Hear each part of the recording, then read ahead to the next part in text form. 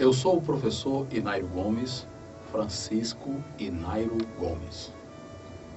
Neste vídeo, veremos como os custos e os preços são formatados no sistema SOCOCA e no sistema do mérito, e a influência das políticas financeira e tributária nas suas respectivas formatações. Veremos a importância que eles assumem na definição do ponto de equilíbrio das empresas e na sustentabilidade destas na economia. Veremos também quais as condições indispensáveis ao ato de constituição de uma empresa e a diferença entre o crescimento e o desenvolvimento econômico e social. Por fim, veremos os fatores que mais contribuem para a realidade de uma economia instável, ou seja, uma economia doente, e de uma economia estável, que é uma economia saudável. O método de custeio e a formatação atual do preço de venda no Brasil dentro do sistema SOCOCA. No sistema SOCOCA, consideramos o método de custeio adotado pela política de formatação de preços complicado e prejudicial às empresas e à economia. Iniciemos fazendo algumas considerações sobre o custo fixo. Qualquer método de custeio de um produto, seja ele um bem ou um serviço, que venha a ser adotado em qualquer tempo ou lugar, por qualquer empresa ou sistema, há que considerar entre seus elementos constitutivos mais importantes o famoso custo fixo. O custo fixo, pelo fato de não ser bem controlado e devidamente considerado no método de custeio, tem se tornado ao longo dos anos um grande e sorrateiro vilão causador do insucesso de muitas empresas. O grande problema do custo fixo de uma empresa é que ele incorre, ou seja, ele acontece do primeiro ao último dia da sua existência e se impõe como condição essencial à sua própria vida, indiferente à disponibilidade ou não de receitas suficientes para remunerá-lo. Ou seja, tenha ou não tenha dinheiro a empresa, uma vez assumido o custo fixo, ele começa a incorrer independente de termos ou não dinheiro no caixa para tanto. Ou seja, para o custo fixo, pouco importa se as receitas da empresa decorrem de 10 mil, 5 mil ou 15 mil unidades vendidas.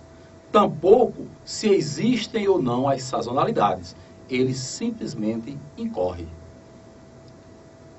Em geral, ele é composto das seguintes despesas: prolabores, salários indiretos, aluguéis, energia, água, telefone, entre outras, geralmente agrupadas como despesas administrativas, despesas industriais, despesas comerciais, despesas financeiras, etc.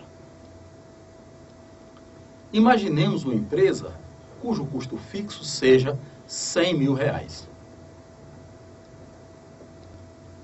No momento da formatação do preço de venda ao cliente de um produto, seja ele um bem ou serviço, vejamos os passos que são dados, ou seja, como são feitos os preços a partir da consideração do nosso famoso custo fixo. O preço de venda ao cliente, igual a 30 reais. Esse preço de venda ao cliente, e esse cliente pode ser um produtor, atacadista, varejista ou consumidor, é estabelecido pelo fornecedor, ou seja, aquele que fornece o produto. E esse fornecedor pode ser um produtor, atacadista ou varejista. Isso após seus estudos, cálculos e pesquisas. Devido à política de preços livres, o fornecedor não tem satisfações a dar ao governo sobre os preços que praticar. Na composição desses preços entrarão os seguintes itens. Primeiro deles, os impostos indiretos. Do nosso exemplo, R$ 8,00. Esse imposto indireto é formado a partir de uma importância embutida no preço de venda ao cliente, cobrada pelo fornecedor no ato da venda ao cliente, para posterior recolhimento aos cofres do Estado. é uma das principais fontes do orçamento fiscal que se destina ao custeio dos gastos do Estado. Os impostos indiretos são estabelecidos por lei e a eles se somam os seguintes componentes do preço de venda ao cliente. Os juros, no nosso exemplo, R$ 1,50, é um valor embutido no preço de venda ao cliente pelos empresários para repasse aos bancos nas operações conhecidas como descontos de títulos ou recebíveis. É um custo decorrente do enfraquecimento do capital de giro próprio das empresas. Os juros sobre os descontos de recebíveis, onerando os preços dos produtos, são indícios de uma má gestão da economia pelo Estado. Os fretes, também no nosso exemplo, R$ 1,50, é uma importância embutida no preço de venda ao cliente para custeio do transporte CIF do produto, desde o produtor até o consumidor final. Esse transporte inclui todo o percurso através dos diversos canais de distribuição e, quando é FOB, implica em desconto no preço de venda ao cliente. Os fretes são indispensáveis, pois remuneram o necessário trabalho das empresas de transporte. A mão de obra direta, nosso exemplo, R$ 3,00. É o valor embutido no preço de venda ao cliente referente aos salários dos trabalhadores que se aplicam diretamente à produção dos bens e serviços. A mão de obra direta, diferente da mão de obra indireta, não faz parte do custo fixo. Então, no caso nosso, nós temos dois tipos de mão de obra direta e mão de obra indireta. A mão de obra indireta incorpora o custo fixo. A mão de obra direta faz parte do preço de venda. Nesse exemplo, no caso do sistema de custeio do Sococa. As matérias-primas, no exemplo, R$ 6,00. Ou insumos básicos, como queiram, é o valor das matérias-primas secundárias e embalagens utilizadas na produção dos bens e serviços produzidos. Em se tratando de recursos naturais, o valor original é zero, ou seja, aqueles bens que são capturados diretamente na natureza, in natura, eles não têm valor na natureza, e passam a ter a partir de quando trabalhados e incorporados ao processo de produção, ou seja, acrescentados da mão de obra. A margem de contribuição, nosso exemplo, R$ 10,00. Pode ser também chamada valor agregado. É o valor que a empresa agrega ao preço de venda ao cliente com duas finalidades. Primeira delas, pagar o custo fixo. Estão lembrados, né? Falei aquele custo fixo de R$ 100.000. E obter o lucro da atividade empresarial. Portanto, o valor agregado ou margem de contribuição tem essas duas finalidades. As implicações desse método de formatação do preço de venda ao cliente na distribuição das receitas da empresa e as grandes mordidas da bactéria GB. Vamos ver agora. Como consequência desse complexo método de custeio, a gestão empresarial sofre perniciosas ingerências de poderosos atores estranhos ao processo intragerencial, dentre os quais se destacam o governo, G, e o banqueiro, B. Não estamos querendo dizer que o governo e o banqueiro sejam inconvenientes para a atividade empresarial. Ao contrário, afirmamos que ambos são muito importantes nos seus respectivos papéis, mas quando exercidos nos momentos e lugares certos. No organismo humano, por exemplo, encontramos milhões de bactérias, cada uma ao seu tempo e nos seus respectivos lugares, ou seja, suas floras normais, exercendo seus respectivos papéis e contribuindo para o funcionamento harmonioso e saudável do organismo. Quando atuam fora da sua flora normal, ou seja, do local adequado, as bactérias, por mais importantes que sejam as suas funções, tornam-se patogênicas, ou seja, nocivas, causando grandes doenças ao organismo, podendo conduzi-lo, inclusive, ao óbito, ou seja, à morte. Na empresa e na economia também é assim. Atuando fora das suas funções, em momentos e lugares errados, governo e banqueiro, qual bactérias patogênicas GB, adoecem a economia e as empresas, podendo levá-las, inclusive, à falência, que é a morte. Vejamos o exemplo de uma empresa que vende 10 mil unidades de produtos por mês, ao preço de R$30, obtendo, portanto, um faturamento total, ou seja, uma receita, no valor de R$300 mil mensais, e os impactos das mordidas da bactéria GB. Temos aí o preço de venda, R$30, a quantidade vendida, 10 mil no nosso exemplo, portanto, um faturamento total de R$300 mil.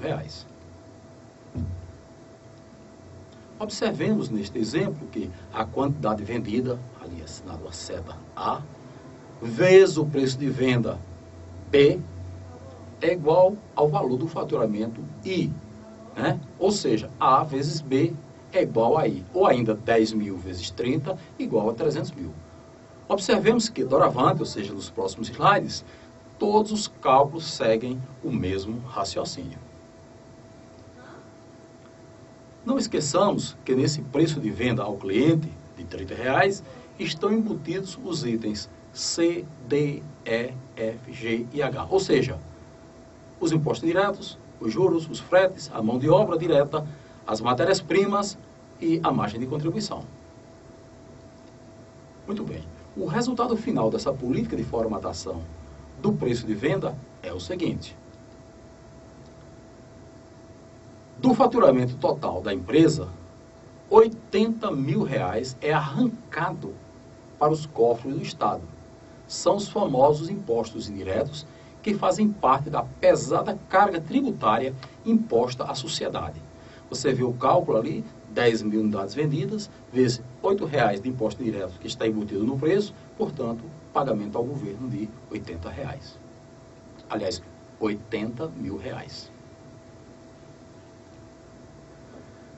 Do faturamento total da empresa, R$15 mil é arrancado para encher o bolso dos banqueiros. São os escorchantes juros sobre os recebíveis que refletem e agravam a fragilidade do capital de giro empresarial. No nosso exemplo, a quantidade vendida 10 mil vezes R$1,50 de juros por unidade vendida, portanto, pagamento aos bancos R$15 mil. Do faturamento da empresa, R$15 mil é destinado às empresas transportadoras para custeio das entregas dos produtos vendidos.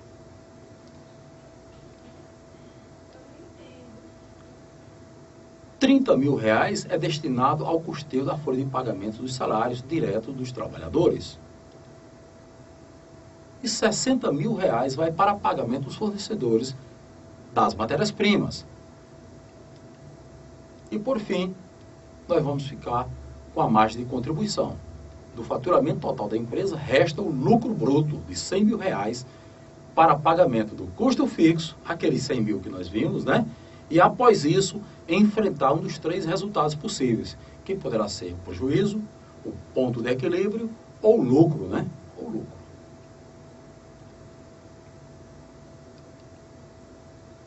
Prejuízo, ponto de equilíbrio ou lucro no sistema SOCOCA atual.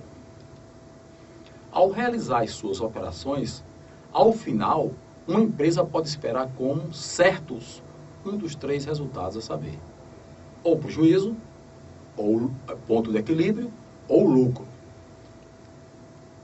Vejamos um exemplo no qual ocorre o ponto de equilíbrio.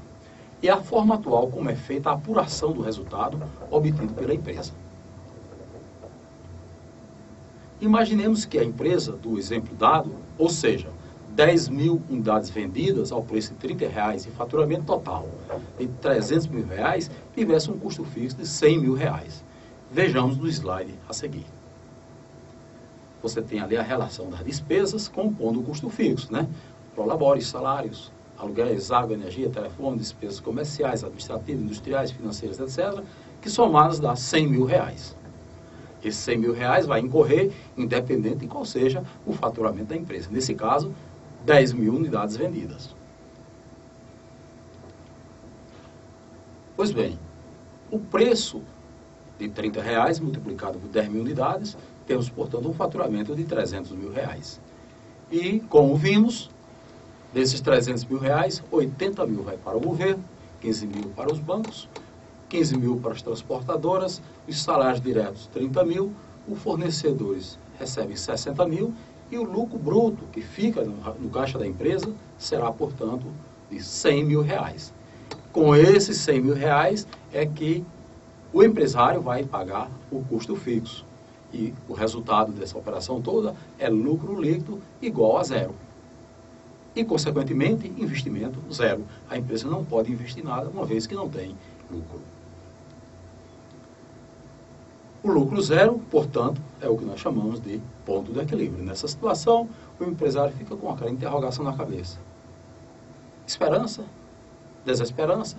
Incerteza? Certeza? Como é que vai ser? É uma situação intermediária, né? Entre o lucro e o prejuízo. Vejamos a seguir o exemplo no qual ocorre o prejuízo da mesma empresa quando ela vende apenas 5 mil unidades a R$30, faturando 150 mil por mês e permanecendo o custo fixo de 100 mil reais. Conforme dissemos, o custo fixo não cede, ou seja, não está vinculado à quantidade vendida de mercadorias pela empresa, né? Então está aí, mais uma vez, o custo fixo e a empresa vendendo apenas 5 mil reais. Nesse caso, temos, por exemplo, os componentes do preço de venda dos produtos. O faturamento, portanto, será 5 mil vezes 30, 150 mil reais. E aí, desses 150 mil reais, 40 mil vai para o governo, 7.500 para os bancos, transportadores 7.500, fornecedores 30 mil e lucro bruto do caixa da empresa apenas 50 mil para enfrentar uma despesa fixa ou custo fixo de 100 mil reais. Nesse caso, portanto, está o empresário diante de um prejuízo. Investimento, nesse caso, nem se fala, né? No caso nosso, no Brasil, o que acontece? O banqueiro fica morrendo de rir, já pegou o dinheiro dele e foi embora. E o governo, para receber os seus impostos, sem que o empresário tenha condições, porque teve prejuízo, está lá enforcando, né? Enforcando o empresário. E essa, na verdade, é o tratamento que nós recebemos aqui no Brasil, enquanto empresários, né? Nós estamos sabendo que é exatamente assim que acontece. Vejamos a seguir o exemplo no qual ocorre o sonhado lucro na mesma empresa quando ela vende 15 mil unidades a R$30, faturando 450 mil reais por mês e permanecendo o custo fixo de 100 mil reais. Ali está o custo fixo.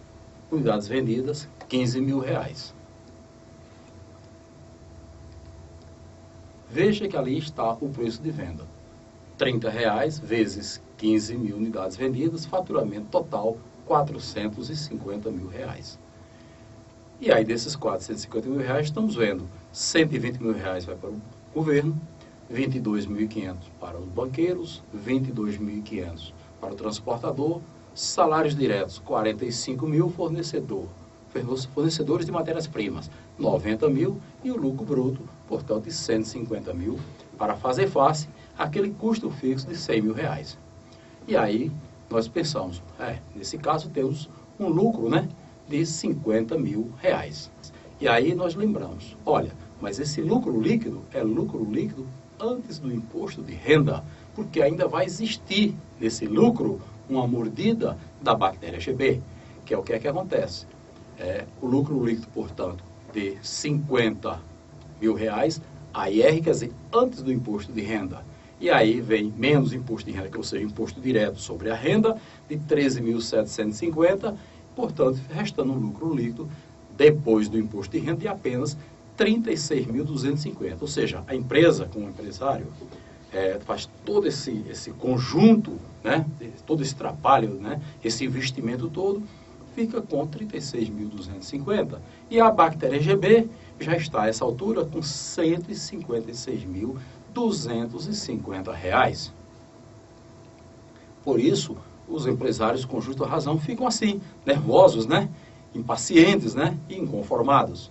Esse lucro líquido, portanto, de 36.250 é o que vai permitir o investimento. Ou seja, está muito restrita, né, a capacidade da empresa de investir por conta exatamente da pesada carga tributária e financeira sobre os ombros das empresas e, consequentemente, dos empresários, né? Muito bem. As políticas tributárias e financeiras do SOCOCA e suas influências negativas na economia e nas empresas. Na vida, tudo o que queremos é a paz e o progresso. Para tanto, impõe-se que sejam atendidas as exigências fundamentais da vida, a saber, a nutrição, a reprodução e a evolução. Para tanto, na economia, exigimos uma coisa chamada desenvolvimento.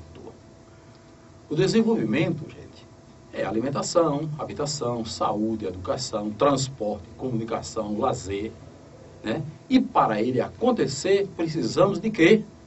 Dinheiro, ó, no bolso, né? Dinheiro no bolso. Muito bem. Aquele desenvolvimento que nos fala em alimentação, habitação, saúde, educação, transporte, comunicação e lazer, sem dinheiro no bolso, que os políticos corruptos prometem à sociedade, é uma farsa, uma verdadeira apologia à escravidão. Ou seja, fique sem dinheiro, eu lhe dou tudo, né? Isso realmente está criando uma cultura da dependência, né? Está fazendo uma apologia à escravidão. O dinheiro só vem para o bolso se houver a geração de empregos. E empregos na agropecuária, na mineração, na indústria, no comércio, no setor de serviços. Né? E só teremos empregos se investirmos no crescimento econômico que impõe a criação de empresas. E aí empresas agropecuárias, de mineração, empresas industriais, empresas comerciais, de serviços e assim por diante. Muito bem. Vimos a criação de empresas como condição imprescindível ao crescimento econômico e à geração de empregos. Pode ter emprego se não tiver empresas, que nos permitem trabalhar e obter dinheiro, que é renda, e com ele o desenvolvimento econômico e social e, enfim, a paz e o progresso. Emerge dessa cadeia de informações uma pergunta cuja resposta, sem dúvida, a todos nós interessa. Como surge e se cria uma empresa? A criação de uma empresa inicia com uma ideia, que é o complexo formado de vontade e capacidade de indivíduo, cujo estilo gerencial predominante, em geral, é o empreendedor. Então, ele tem a ideia mais a capacidade, aliás, ele tem a vontade mais a capacidade, e nesse complexo formado de vontade e capacidade é que surge a ideia. Portanto, aí a vontade e a capacidade geram o embrião de toda a empresa. A vontade do empreendedor implica na sua capacidade de realização da ideia, que o encoraja a tomar a iniciativa de realizá-la. Os passos são os seguintes. Primeiramente, tem a ideia. Depois, toma a iniciativa e realiza o projeto. O projeto é a fotografia da ideia, o primeiro passo para a sua materialização. A ideia materializada no projeto, nas mãos do empreendedor, olha gente, o projeto nada mais é do que a fotografia da ideia, né? Então, esse projeto nas mãos do empreendedor o credencia a completar os 4 passos necessários à montagem de uma empresa, a saber, primeiro passo, elaboração do projeto. Segundo passo, obtenção do financiamento, dinheiro, precisa de dinheiro. Terceiro passo, localização da empresa, precisa de um local para a empresa ser sediada, né, localizada, e a contratação de pessoas é o 4º passo. Muito bem. Atualmente, a grande dificuldade imposta ao surgimento de muitas empresas ocorre exatamente no momento do segundo passo, que é precisamente na obtenção do financiamento. As causas principais, incompetência dos governos e a macrocorrupção. As dificuldades impostas à obtenção dos financiamentos necessários à criação e à modernização das empresas obsta o crescimento econômico, a geração de empregos, a distribuição de rendas e o tão desejado desenvolvimento econômico e social. Exatamente onde e quando não deveria ocorrer. Por quê? Atender a todas as demandas de capital é uma obrigação do Estado, a quem foi conferida a soberania e a prerrogativa exclusiva para emissão de moeda, não se justificando, portanto, qualquer dificuldade nesse sentido. Ora, os empresários precisam de dinheiro e o governo que foi criado para emitir moeda e emprestar para os empresários e não fazer isso, ora, alguma coisa está errada. Influências das políticas tributária e financeira do Sococa na atividade empresarial. Como se não bastassem as injustificáveis dificuldades para a concessão de financiamentos para a criação e modernização das empresas, a política tributária e financeira embutida nos preços as descapitaliza com a imposição de uma distribuição de renda muito inconveniente. Vejamos a seguir como essa descapitalização acontece em consequência dessa disfarçada distribuição de renda inconveniente, compulsória, prematura e anormal. Uma empresa entra em atividade, efetivamente, a partir de quando o investimento começa a ser realizado mediante a primeira injeção de capital. Essa atividade se constitui de duas fases. A primeira delas, a primeira fase pré-operacional e a segunda fase, a fase operacional. Muito bem. Na primeira fase pré-operacional, a empresa destina uma parte do capital investido para a compra de bens que irão compor o seu ativo fixo, também chamado de ativo imobilizado, ou seja, os móveis, utensílios, máquinas, equipamentos, veículos, instalações, imóveis e etc. Enquanto na segunda fase operacional, o restante do capital a ser investido vai compor o seu ativo circulante ou capital de giro. Assim, vejamos no âmbito da empresa como isso ocorre. Nós temos aqui na primeira fase, o capital investido prioriza a compra de bens do ativo fixo. Ativo fixo ou ativo imobilizado, está ali. E na segunda fase, o saldo do capital investido prioriza a compulsão do ativo circulante, né? Ativo circulante ou capital de giro. Isso também está ali, dois momentos. Muito bem. Fora da empresa está o governo e o banqueiro, mas já está ali, a bactéria GB. Eles não fazem parte do âmbito da empresa, mas estão com a mão colocada dentro da empresa devido àquela política de formatação dos preços, né? Em que embute nos preços dos produtos os juros e os impostos. Muito bem. Superadas as dificuldades iniciais das restrições de créditos para realizar investimentos, a empresa nacional, em face da política tributária e financeira, que embute nos custos e preços os impostos indiretos e os juros, passa a ser, sugada pela bactéria GB antes, gente, de iniciar suas operações na fase pré-operacional. Vejamos como isso ocorre. Nessa primeira fase, o capital investido prioriza a compra de bens do ativo fixo. Um exemplo, o valor dos bens, bruto, né? 100 mil reais. Mas nele está embutido os impostos indiretos e juros, que você deduzindo, no nosso exemplo ali, 40 mil reais de impostos e juros embutido nos preços dos bens, dos bens que vão ser comprados para compor o ativo imobilizado. Resta, portanto, um valor líquido de apenas 60 mil. Muito bem. Na hora que a empresa compra esses bens, o que acontece? Para o âmbito da empresa, capital contábil 100 mil, mas o capital efetivo apenas 60 mil.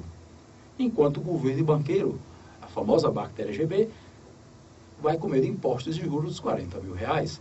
A empresa, antes de começar a entrar em operação, já começou a sofrer uma descapitalização que nós consideramos inconveniente, prematura, anormal, eu diria até abusiva.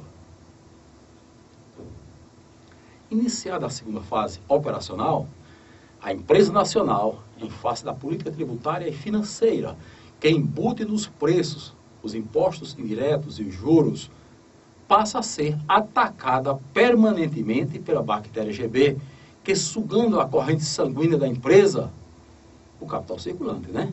Enfraquece o seu capital de giro. Se não, vejamos. Está aqui o âmbito da empresa. O ativo circulante e o ativo fixo imobilizado, conforme vimos, já recebeu a sua mordida. No capital circulante da empresa, ou capital de giro, fora da empresa está o quê? A bactéria GB. Já está com a bocona aberta lá, com seus dentes, esperando, né, a empresa entrar em funcionamento. Governo e banqueiro, né, compõem a bactéria GB. Muito bem. O caixa da empresa, o almoxarifado vai ser guardado as matérias-primas, né, matérias de embalagem, materiais gerais, materiais em processo, que entram na fábrica para produzir. Depois é transformado em produtos acabados. Esses produtos acabados são vendidos, transformados em títulos a receber e, por fim, recebidos, volta o dinheiro ao caixa, né? No ato da compra, o que é que nós observamos? O capital sai do caixa e vai para comprar matérias-primas, embalagens, etc. Neste momento, devido a estar embutido nos preços, os juros e os impostos, o que acontece? Um pedaço desse capital já recebe a primeira mordida da bactéria GB. E ele vai em frente. Vem a segunda fase. A requisição interna leva os materiais para a fase de processo da fábrica. Graças a Deus, o nosso governo, nossos banqueiros, ainda não encontraram uma maneira de entrar dentro da fábrica e cobrar tributo pelos materiais em processo. Por essa razão, ele vai, depois de acabado, para o setor de expedição, ser armazenado, e você tem aí, através dos boletins de produções documentados dessa fase, o governo e o banqueiro não conseguiram ainda arranjar uma forma de tributação para isso. Eu estou dando mais uma vez, graças a Deus. Só que quando ele sai e é faturado para ser convertido de estoque em títulos a receber, o que acontece? Uma parte desse dinheiro já vai também, mais uma vez, mordida pela bactéria GB. E assim esse capital vai diminuindo. Depois de feito o recebimento, a cobrança, mais uma vez uma parte desse dinheiro e também esse dinheiro já no caixa da empresa, e nós sabemos que há poucos dias atrás, quando nós íamos sacar o dinheiro do nosso caixa, tem um tal de imposto sobre operações financeiras, né? Aquele imposto sobre cheque, criaram aqueles impostos sobre cheque, além das taxas de juros, essa coisa toda, que também arrancava já de dentro do caixa da empresa mais uma parte disso. Você vê 4 mordidas durante a fase de processo em que a empresa sequer conseguiu produzir a sua primeira renda para distribuí-la. Muito bem. Esse parasitismo tributário e financeiro da bactéria GB, ou seja, dos governos e banqueiros, tanto vem causando danos irreparáveis às empresas e à economia, como sérios prejuízos para o crescimento econômico, a geração de empregos, a distribuição de rendas, o desenvolvimento econômico e social da nação. O método de custeio e a formatação do preço de venda no sistema do mérito. Vamos ver como isso acontece. No sistema do mérito, o controle dos preços ao consumidor e a distribuição das margens por canal é da competência da fonte produtora, né? A fonte produtora já sabe as margens, mas o controle dos preços ele calcula desde a fonte, né? Muito bem. A fonte produtora, seja ela direta ou substituta, será responsabilizada pela formatação dos preços ao consumidor e pela inclusão destes na tabela oficial de preços que será mantida e controlada pelo Estado. Aos consumidores e compradores caberá a fiscalização dos preços, desde a fonte primária, que é o produtor, até o destinatário final, que é o consumidor. Os preços de todos os bens e serviços, além de constarem na tabela oficial de preços, virão impressos nos rótulos e embalagem dos respectivos produtos, e a sua rigorosa observância será uma obrigação moral e legal.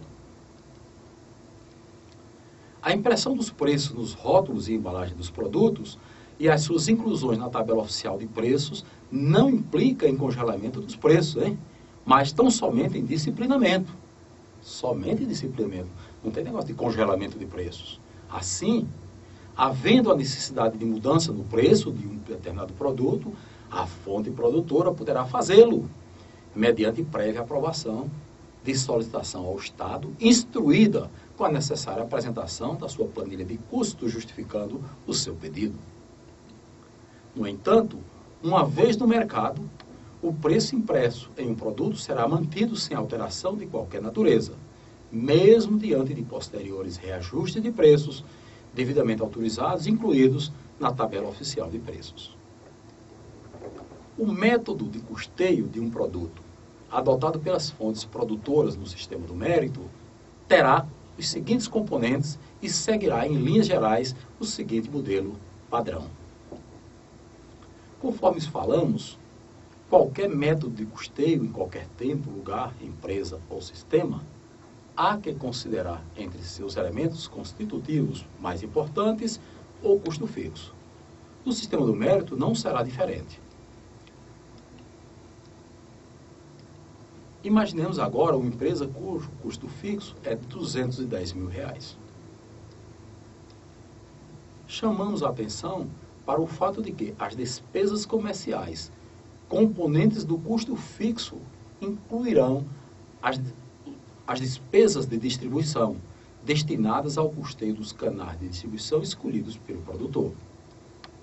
Agora vejamos passo a passo como formatamos o preço de venda ao consumidor de um produto, sempre atentos ao fato da existência do famoso custo fixo.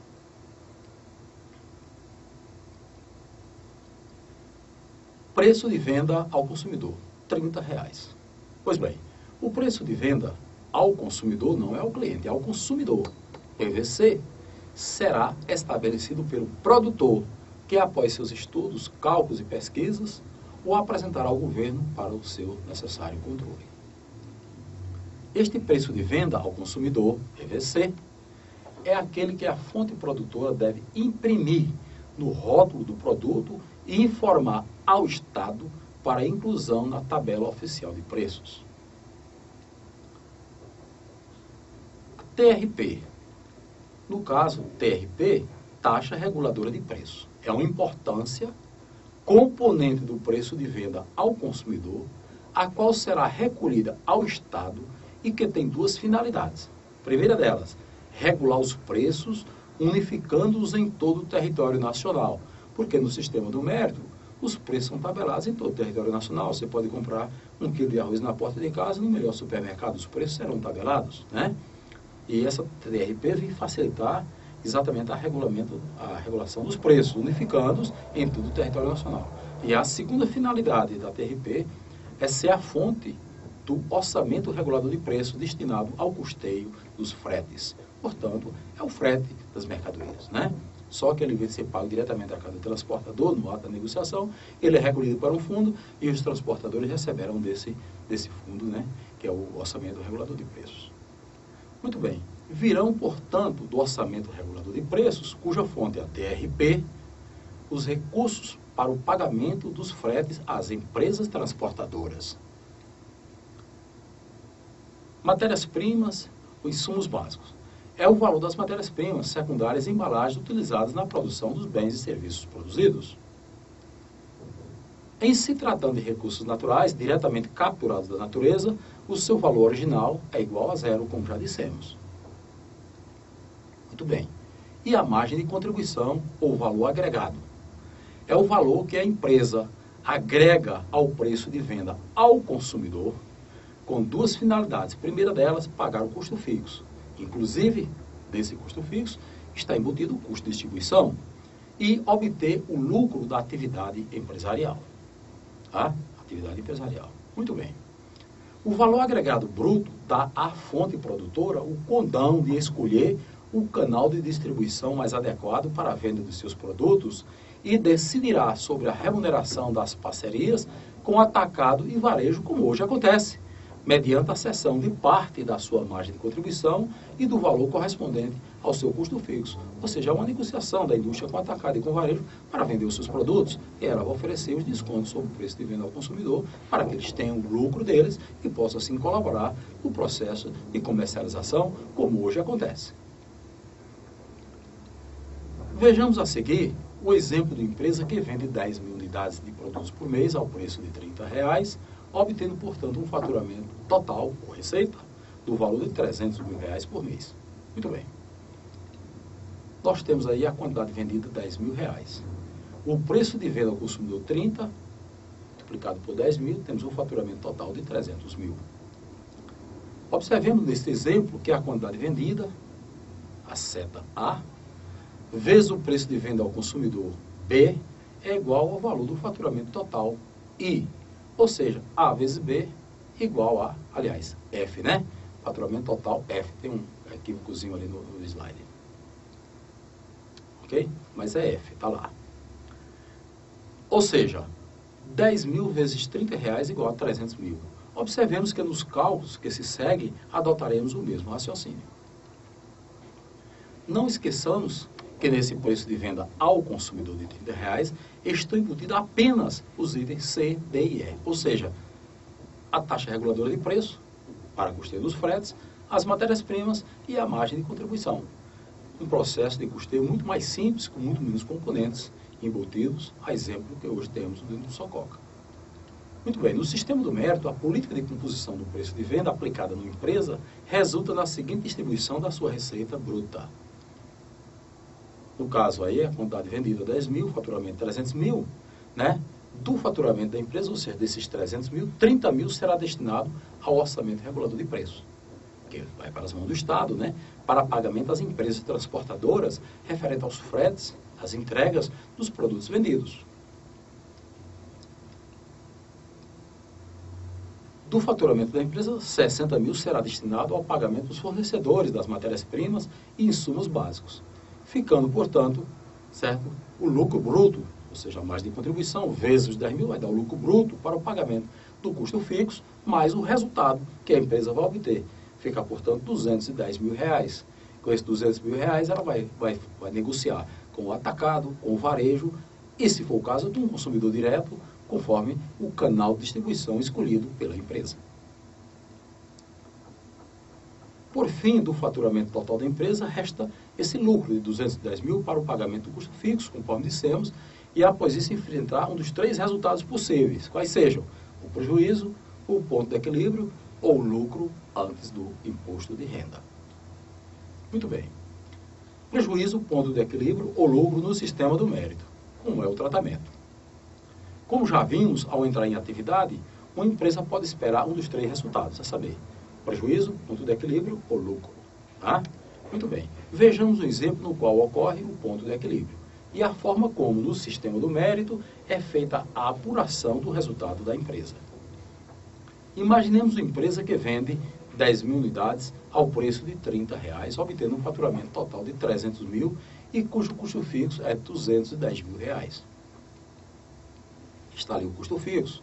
Prolabores, salários, aluguéis, energia, telefone, despesas comerciais. Veja que nos salários indiretos e diretos estão todos ali.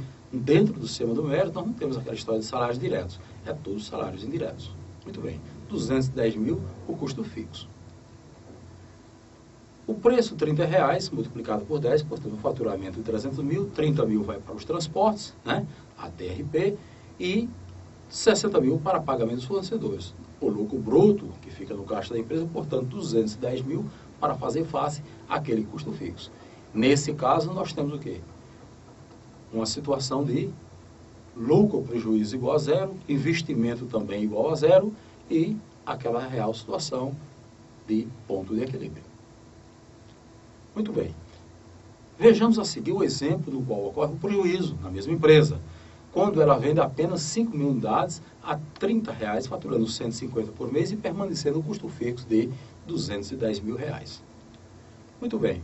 Quantidade vendida 5 mil, faturamento 150. Para transporte 15 mil, transportador, aliás, fornecedores 30 mil, o lucro bruto no gasto da empresa, portanto 105 mil, quando, na verdade, o seu custo fixo é 210 mil. Temos, nesse caso, um prejuízo de 150 mil e a empresa impossibilitada de realizar investimento. Neste caso, qual seria o procedimento do Estado? Né? O procedimento do Estado seria o quê? O Estado ético ampara o empresário. Não precisa ele ficar chorando, né? Ele está do prejuízo, bem verdade. Mas aí chega o apoio estatal. Por quê? Porque o empresário, né? A empresa, né? É uma fonte de geração de emprego e renda. Convém ao Estado a vida e a proteção das empresas e dos empresários. Nós já falamos que o empresário dentro de uma organização é como a abelha rainha, né? E os trabalhadores como abelhas operárias. São seres humanos que estão ali trabalhando. E aí, nesse caso, não faz sentido uma empresa entrar em dificuldade sem receber do Estado o pronto e imediato amparo para que a empresa sobreviva. Vejamos a seguir o exemplo no qual ocorre o lucro na mesma empresa, quando ela vende 15 mil unidades a R$30, faturando R$450 por mês, R$450 mil por mês, e permanecendo o custo fixo de R$210 mil. Nesse caso, temos 15 mil unidades vendidas e um faturamento de 450 mil. Para os fretes, 45, 90 mil para os fornecedores. E o lucro bruto de R$315 mil e um custo fixo de R$210 mil. Nesse caso, nós temos um lucro líquido de R$105 mil para fazer totalmente investimentos. Por quê? Porque, no caso, o lucro líquido, antes do imposto de renda de 105 mil, não vai sofrer a incidência do imposto direto. O lucro líquido, depois do imposto de renda, portanto, é o mesmo, 105. O empresário pode retirar, porque dentro do sistema do mérito, a política tributária não penaliza as empresas. Nós sabemos e já falamos sobre isso, que no sistema do mérito teremos apenas o imposto único, direto sobre a renda das pessoas físicas, e não das pessoas jurídicas, e nós já explicamos as razões por isso. Aliás, as razões para isso. Influência das políticas tributárias e financeiras no mérito da produção.